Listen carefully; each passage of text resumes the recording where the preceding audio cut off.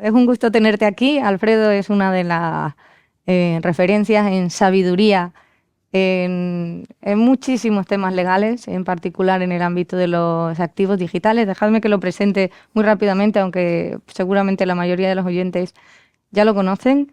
Alfredo es doctor en Derecho y profesor de Derecho Mercantil en la Universidad Complutense. Dirige el programa Diploma de Alta Especialización en Blockchain.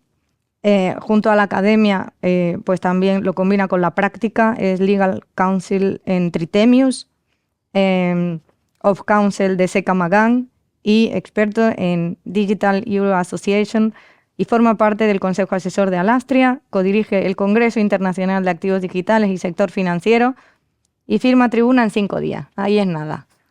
Bueno, Qué placer tenerte aquí. Tú tampoco estás parada.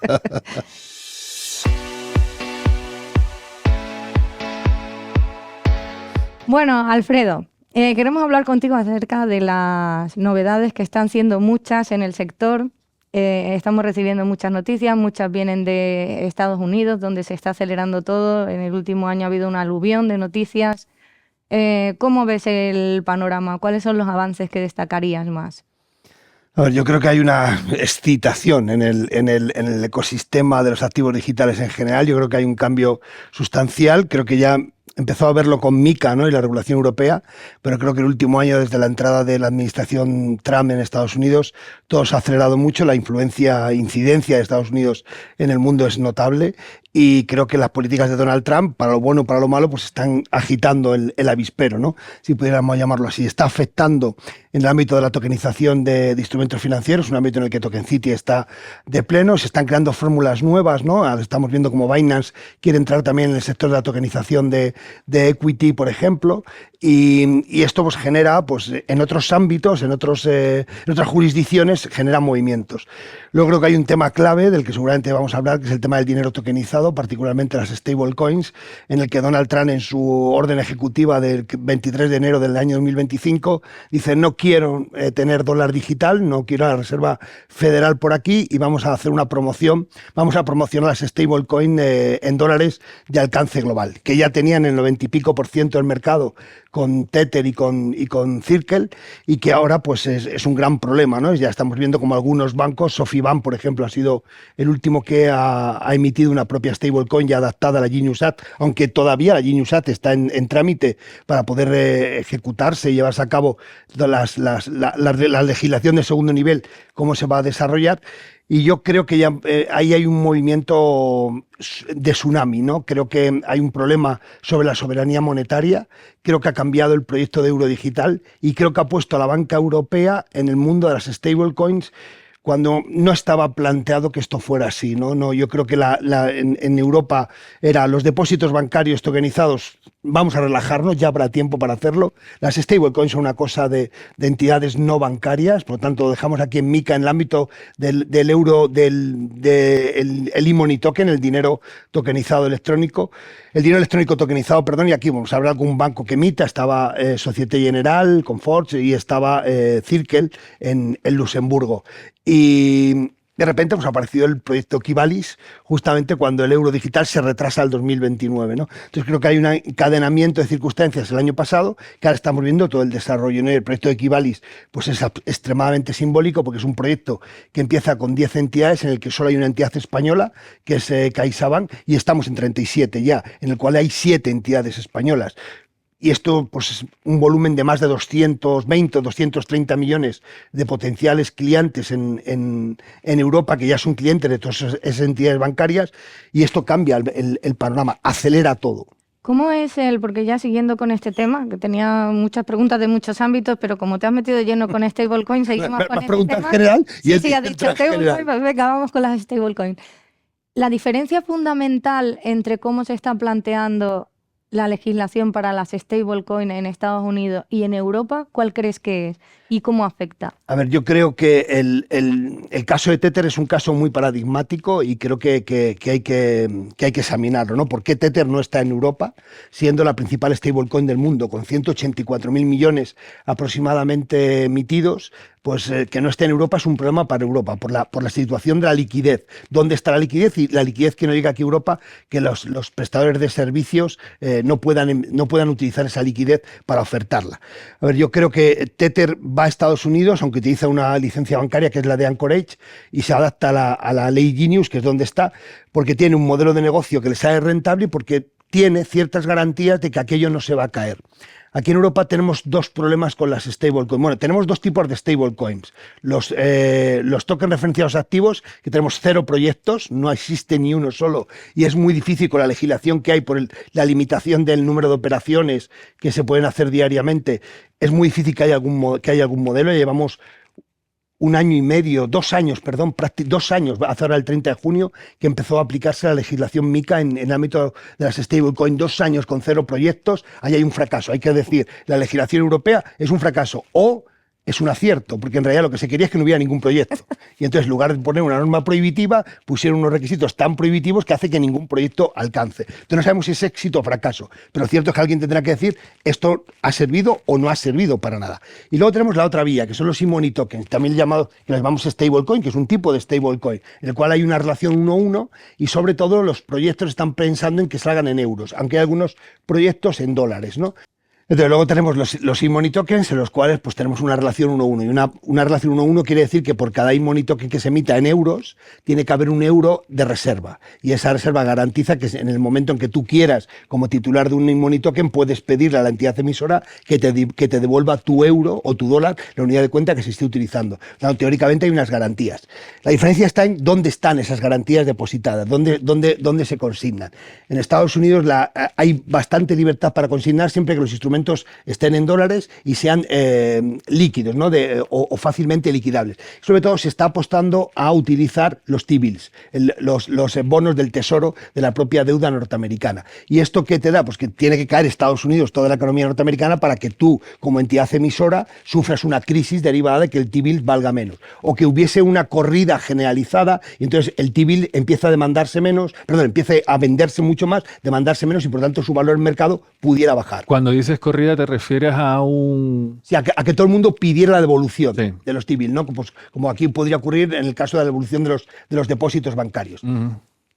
¿Por qué Tether no viene? Pues Tether no viene fundamentalmente, yo creo, por 2 razones. Uno, porque el 60% de las reservas las tiene que tener en depósitos bancarios. Y los depósitos bancarios tienen una baja rentabilidad. Los T-bills ahora mismo en Estados Unidos te están dando un 4% aproximadamente. Por tanto, en modelo de negocio ya no te sale tan rentable. Pero sobre todo el gran problema está en una posible crisis bancaria donde tú tienes los depósitos alojados. En Estados Unidos tú lo tienes en deuda pública, por lo tanto se tiene que caer todo el sistema norteamericano.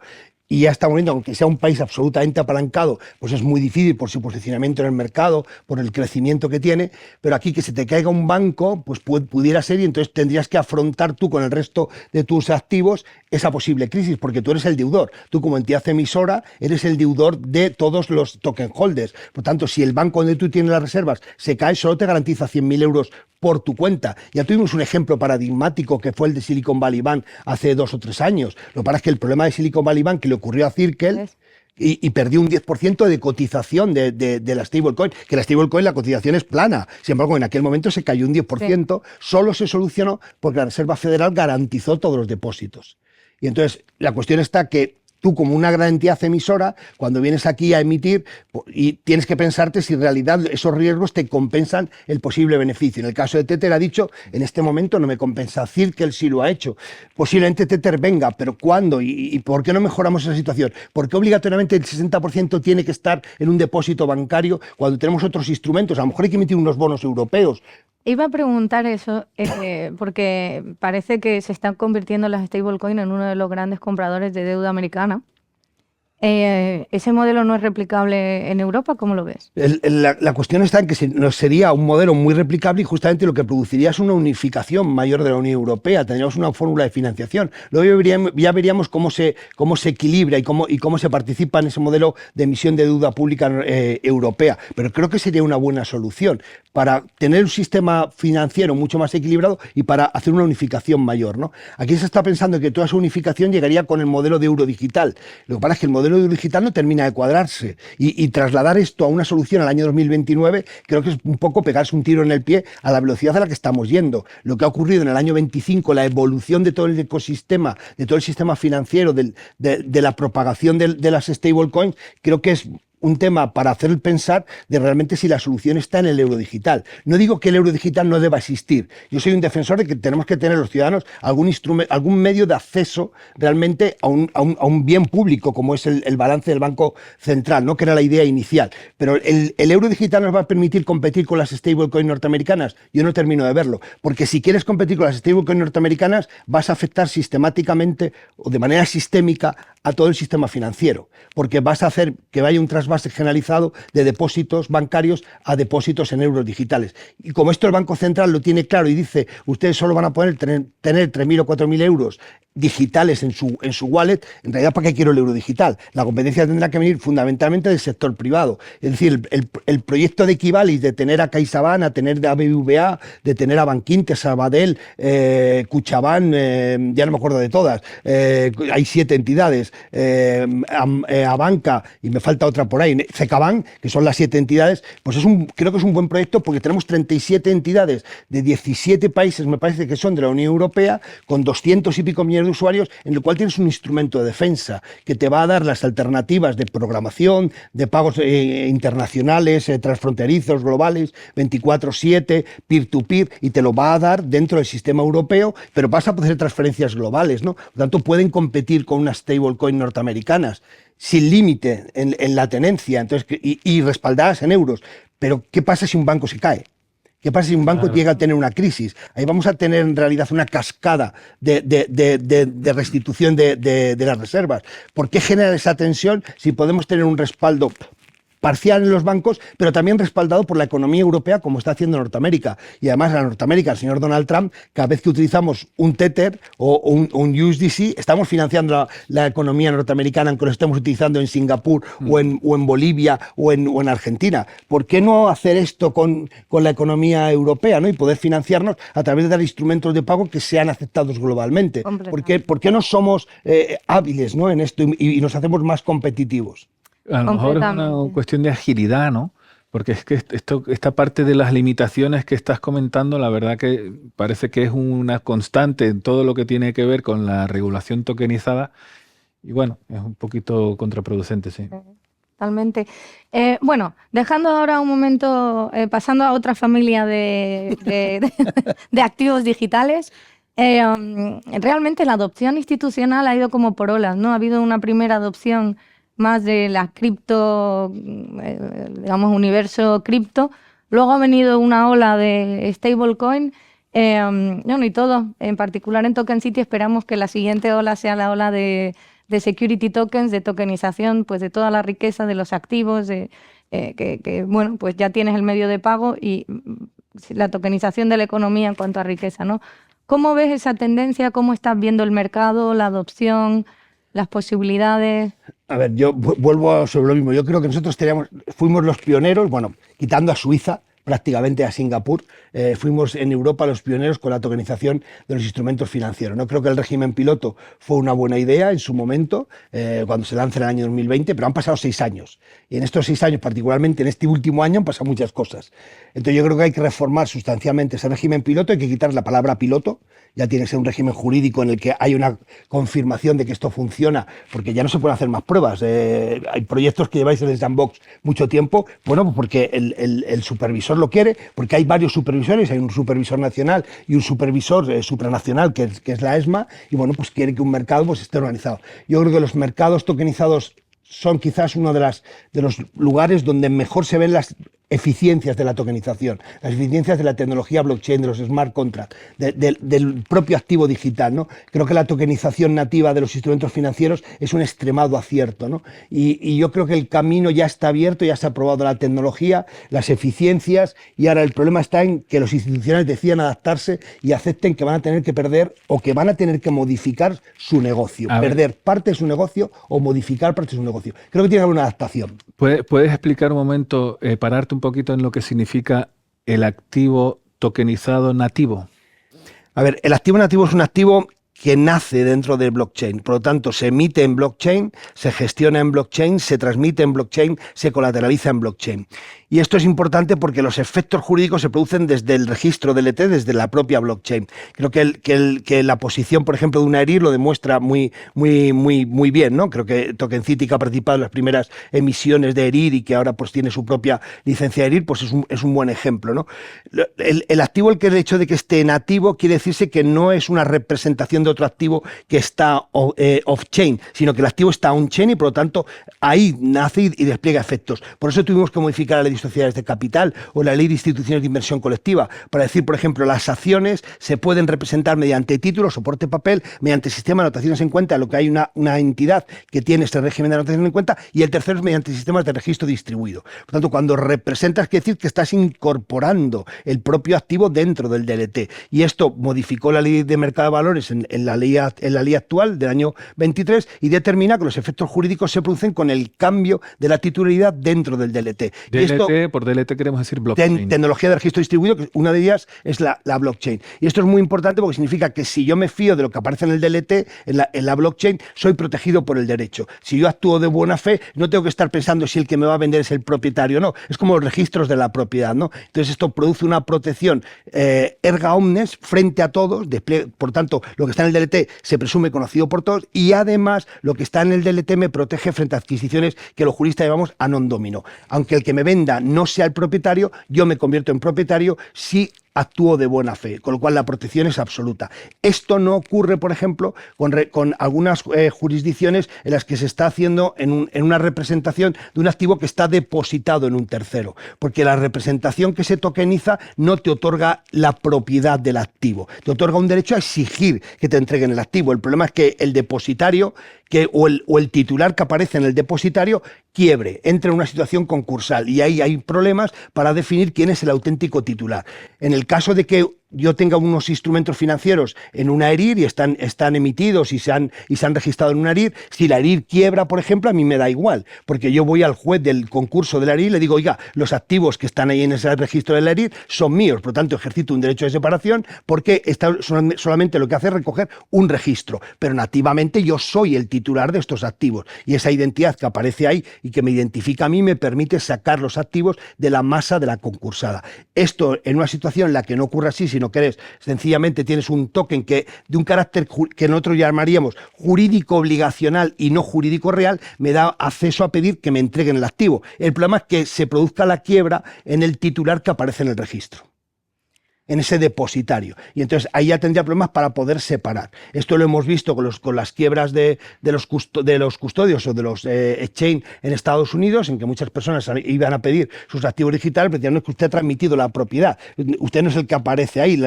Y por eso aquí, por ejemplo, en MiCA se estableció una custodia en la que había que hacer una segregación completa de los activos. Pues en el caso de los instrumentos financieros se ha hecho un sistema que es bastante seguro en ese sentido. Yo soy el titular y al emitir nativamente no me tengo que preocupar de si la entidad que los tiene puede caer en quiebra o no, porque en realidad aparezco yo como titular. Es como el registro, insisto, de la propiedad para los bienes inmuebles. Nos vamos quedando sin tiempo y la verdad es que siempre cuando te escucho me da pena que nos quedemos sin tiempo porque te seguiría escuchando horas.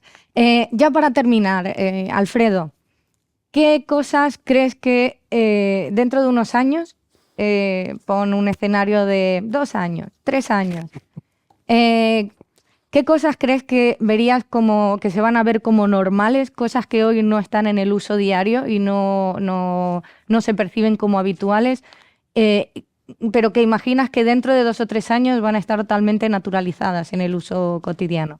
A ver, yo creo que el uso del dinero tokenizado se va a masificar, no solamente por lo que hagamos nosotros, yo creo que llega la inteligencia artificial y los agentes autónomos, su dinero es el dinero tokenizado. Las microtransacciones en stablecoins van a ser lo habitual y vamos a hacer el pago pues, prácticamente de casi todo, y casi todos tendremos agentes autónomos y los pagos los van a hacer en dinero on-chain. Yo creo que eso se va a generalizar porque ya lo estoy viendo en el uso empresarial.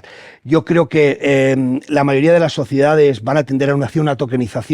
Creo que el proyecto, por ejemplo, de EU Inc. O el proyecto europeo que está regulándose en este momento en el Parlamento para crear una sociedad que pueda estar tokenizada, si siguen en la tramitación que está, va a abarcar muchos supuestos, y creo que el mercado de sociedades limitadas se va a abrir, ¿no? Un mercado que siempre hemos dicho, ¿por qué tantas restricciones? ¿Por qué no facilitamos a las pymes, que son sobre todo sociedades limitadas, la financiación alternativa? No centrarnos solo en la bancaria, que seguirá existiendo. Yo creo que los bancos van a modificar sus modelos de negocio, y yo creo que vamos a encontrar otras alternativas, ¿no? Y yo creo que vosotros, los avances que estáis haciendo, pues creo que la innovación que se está generando va a dar lugar a que, si el ritmo desde luego es el del 25, posiblemente a finales del 28 no podamos ni identificar realmente, prever ahora mismo lo que va a ocurrir, ¿no? A la velocidad a la que todo esto va. Yo creo que la tokenización va hacia una masificación por sus eficiencias en general, ¿no? Pero esto va a obligar a unas modificaciones sustanciales del régimen jurídico, ¿no? El reconocimiento que le damos a los tokens en instrumentos financieros hay que generalizarlo a otros ámbitos, ¿no? Hay que crear normas en las cuales los registros de derechos tokenizados tengan un efecto jurídico frente a terceros, ¿no? Y yo creo que ahí los registros van a tener mucho... O sea, en general, los registradores, los notarios van a tener que jugar también su papel, ¿no? Muy bien, bueno, pues muchísimas gracias, Alfredo, y seguimos avanzando y nos vemos a la próxima. Muchas gracias. Muchas gracias a vosotros. A ti.